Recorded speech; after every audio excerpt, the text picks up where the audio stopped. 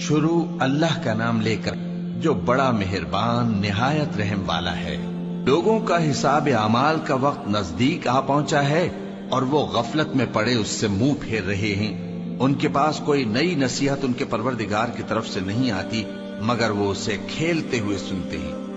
ان کے دل غفلت میں پڑے ہوئے ہیں اور ظالم لوگ آپس میں چپکے باتیں کرتے ہیں کہ یہ شخص کچھ بھی نہیں مگر تمہارے جیسا آدمی ہے، تو تم آنکھوں دیکھے جادو کی لپیٹ میں کیوں آتے ہو؟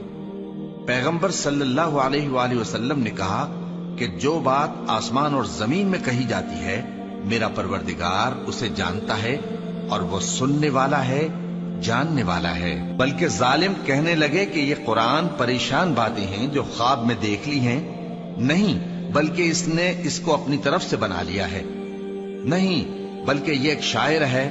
تو جیسے پہلے پیغمبر نشانیاں دے کر بھیجے گئے تھے اسی طرح یہ بھی ہمارے پاس کوئی نشانی لائے۔ ان سے پہلے جن بستیوں کو ہم نے ہلاک کیا وہ ایمان نہیں لاتی تھیں، تو کیا یہ ایمان لے آئیں گے؟ اور ہم نے تم سے پہلے آدمی ہی پیغمبر بنا کر بھیجے جن کی طرف ہم وہی بھیجتے تھے۔ اگر تم نہیں جانتے تو جو یاد رکھتے ہیں ان سے پوچھ لو۔ اور ہم نے ان کے ایسے جسم نہیں بنائے تھے کہ کھانا نہ کھائیں اور نہ وہ ہمیشہ رہنے والے تھے۔ پھر ہم نے ان کے بارے میں اپنا وعدہ سچا کر دیا تو ان کو اور جس کو چاہا نجات دی اور حد سے نکل جانے والوں کو ہلاک کر دیا۔ ہم نے تمہاری طرف ایسی کتاب نازل کی ہے جس میں تمہارا تذکرہ ہے، کیا تم نہیں سمجھتے؟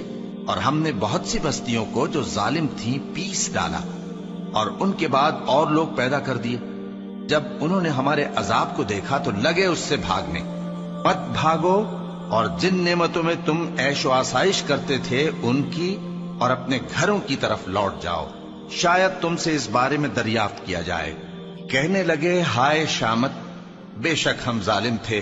تو وہ برابر اسی طرح پکارتے رہے یہاں تک کہ ہم نے ان کو کھیتی کی طرح کاٹ کر اور آگ کی طرح بجھا کر ڈھیر کر دیا۔